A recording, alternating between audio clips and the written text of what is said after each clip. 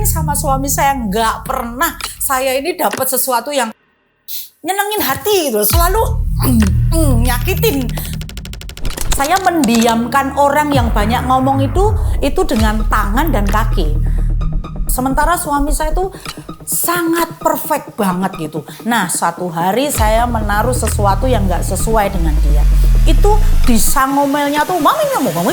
Nah, itu saya nggak kuat dengan seperti itu. Akhirnya saya samperin, saya tampar, saya tendang. Nah, seperti itulah. Perasaan saya ya, saya puas. Itu benar-benar saya seperti melihat suami saya tuh seperti mayat gitu. Jadi pucat gitu udah. Dia pukul saya diam aja. Dia tetap menghajar saya diam aja.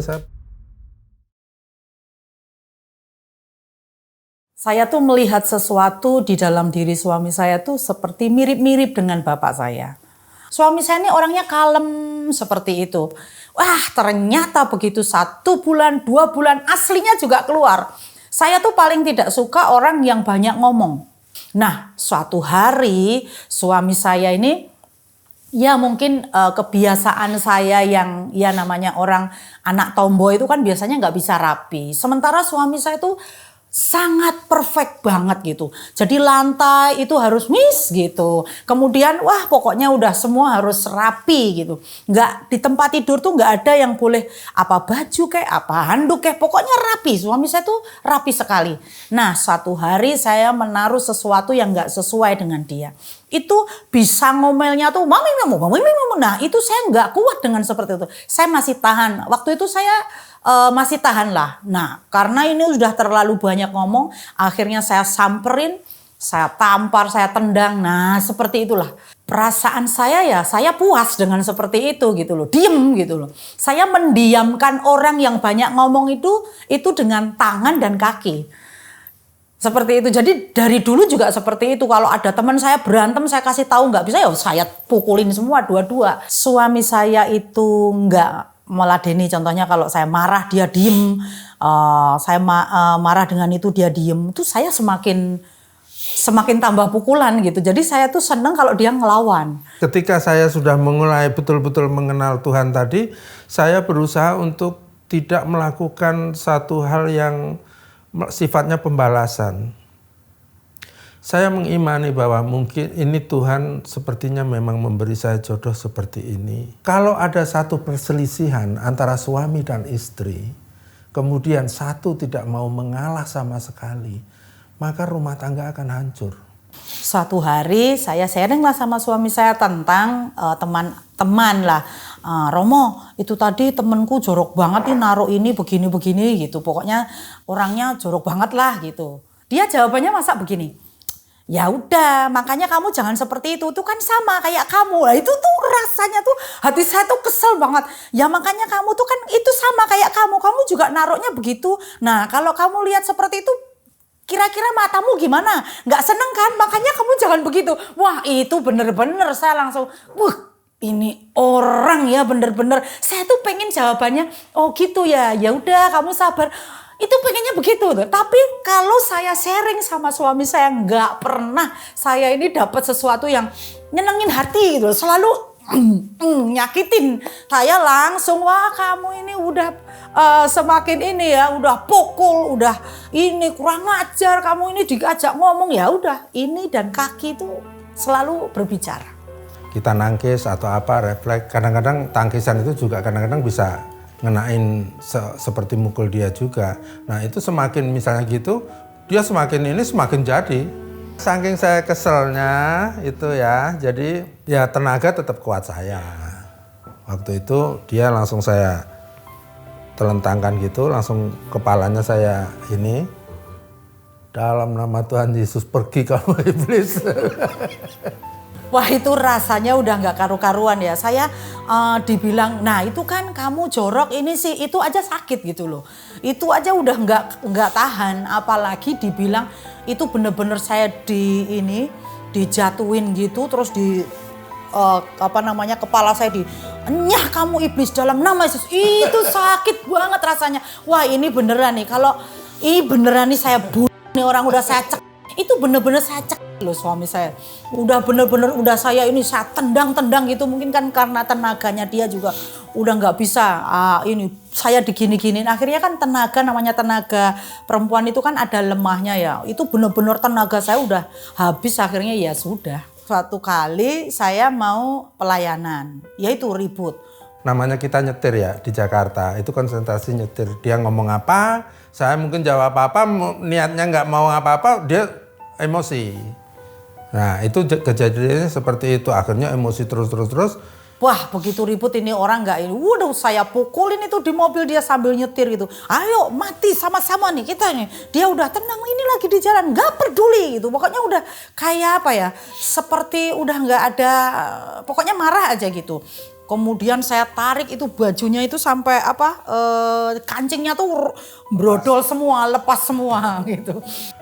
Ya sampai ditarik baju itu sampai parkiran itu. Sampai parkiran, akhirnya sampai parkiran itu ya otomatis saya malu lah. Apalagi kancing udah ini, ya kamu masuk aja ke gereja, saya bilang gitu, nanti saya nyusul. Saya beli baju dulu karena ininya udah lepas. Istri kita di situ pelayanan di mimbar. Orang-orang di situ misalnya kayak Aser dan lain-lain kan tahu kita toh, ini suaminya Bu Vivi datang, mereka pasti kan disambut juga.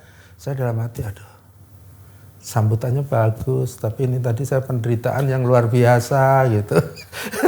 Mereka nggak tahu apa yang ada di dalam hati saya gitu. Tuhan saya akui, Tuhan memang Tuhan memberikan suatu talenta yang lebih pada istri saya.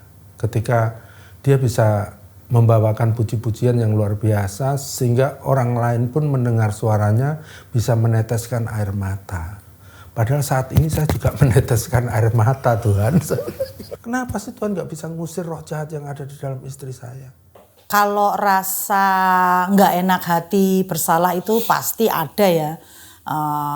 Itu tetap saya merasakan. Tetapi kan di sisi lain saya punya kewajiban. Sebenarnya saya juga merasa terintimidasi juga di mimbar itu. Saya di sisi lain jemaat, sisi lain suami saya lagi tengking-tengking saya gitu. Itu tuh aduh, itu perang sebenarnya antara roh, tubuh dan jiwa saya itu juga berperang. Suatu hari itu ada masalah. Masalahnya sih menurut saya ya sebenarnya bisa diselesaikan baik-baik. Cuman ya itu tadi bahasa suami saya yang nggak sinkron dengan apa yang saya inginkan. Nah, ujung-ujungnya tuh pasti dia seperti, nah kamu tuh jangan begitu, kamu tuh kalah.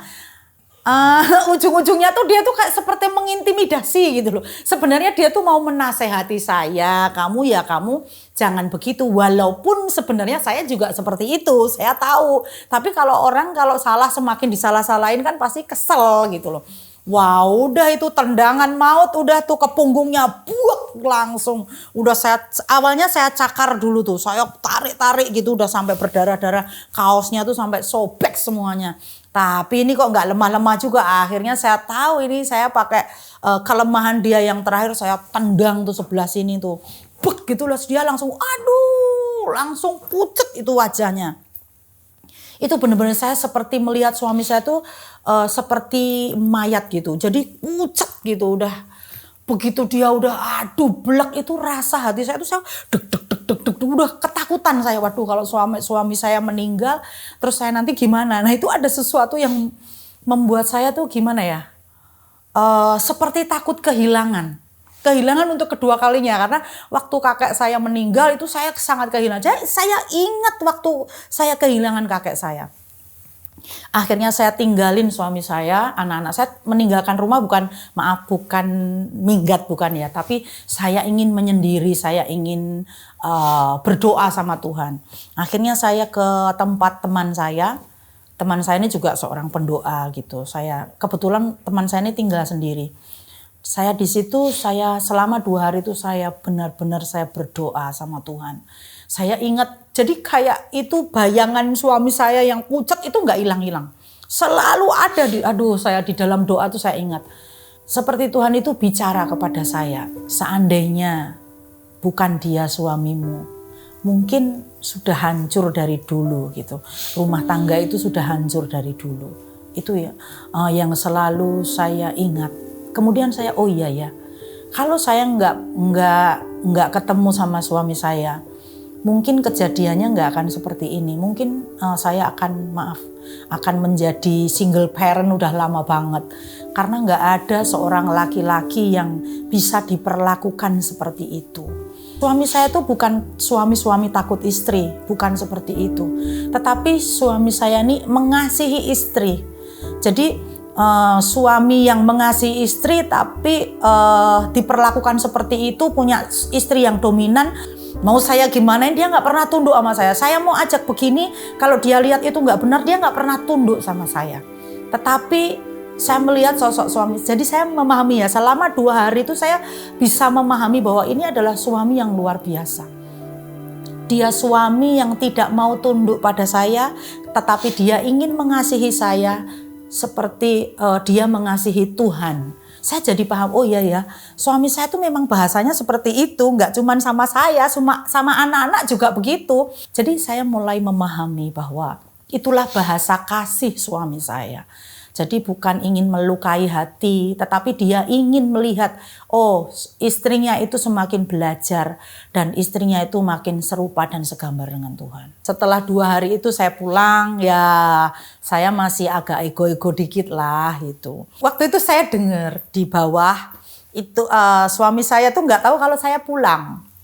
Kemudian saya dengar, Gio manggil anak saya, wah ini enaknya kalau mami dilaporin polisi bisa nih kayaknya, karena badan Romo nih biru-biru. Ini udah gini lagi nih. Wah, suami saya tuh pikir saya belum pulang, tapi saya udah, ini gimana enaknya, atau kita laporin polisi aja ya, ini bisa visum, udah kalian WA mami aja, mami ini Romo udah visum ke polisi, ini. Wah saya ini udah gini lagi, tapi saya ingat, aku kan udah berdoa. Saya lihat anak-anak saya, waduh saya lihat mata anak-anak saya tuh, saya sudah begitu banyak saya melukai mereka dengan memperlihatkan sesuatu yang seharusnya mereka nggak lihat. Saya berantem sama bapaknya, itu adalah sesuatu asupan makanan jiwa yang gak bagus buat dia. Dari situ saya ya minta maaf sama suami saya, peluk suami saya, maaf ya Romo, saya cium kakinya, saya peluk, saya ambil air, kemudian saya datang ke suami saya cuci kaki suami saya, karena saya tahu suami saya itu adalah wakilnya Tuhan buat saya. Karena kan nggak mungkin, Tuhan itu kan banyak cara untuk merubah setiap manusia. Bisa Tuhan dan manusia itu sendiri. Bisa juga Tuhan itu pakai mungkin anaknya, mungkin suami, mungkin orang tua. Saya percaya Tuhan pakai suami saya untuk berbicara kepada saya melalui suami saya. Itu saya merasakan, saya benar-benar merasakan kasih Kristus di dalam diri suami saya. Ikut Yesus itu tidak hanya ikut saja, tapi mengalami yang namanya suatu proses atau ujian. Ini bagian daripada ujian saya ikut Kristus. Bagaimana Tuhan mengajarkan saya, dan apa yang Tuhan ajarkan kepada saya harus saya praktekkan kepada istri saya. Saya tidak melakukan pembalasan, saya hanya diam. Kadang-kadang saya tuh sering, misalnya dia marah gitu ya, saya diam aja berdoa. Dia pukul saya diam aja. Dia tetap mengajar saya diam aja. Saya membayangkan seperti Tuhan Yesus ketika mau disalib. Jadi itu yang membuat saya kuat. Ini aja cuma pukulan istri yang kecil gitu. Tuhan Yesus bayangin, kasih Kristus itulah yang mengajarkan saya untuk mengampuni dalam segala hal. Seorang suami ingin mendapatkan istri yang sempurna, begitu juga seorang istri ingin mendapatkan suami yang sempurna. Tapi kenyataannya di dunia ini tidak ada yang sempurna. Semuanya banyak kekurangan, seperti yang kami alami. Janganlah kekurangan itu dijadikan satu hal untuk perpecahan terus-menerus sehingga rumah tangga menjadi hancur. Tetapi justru kekurangan, perbedaan itu adalah sesuatu hal yang indah, yang memang Tuhan izinkan itu untuk melatih keimanan kita, untuk selalu taat dan setia kepada Tuhan.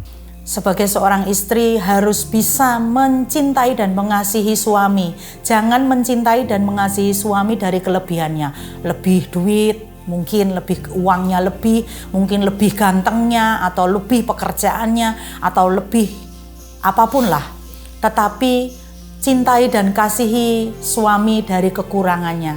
Karena orang yang sudah bisa mencintai dan mengasihi dari kekurangan, itu pasti dia adalah seorang istri yang luar biasa.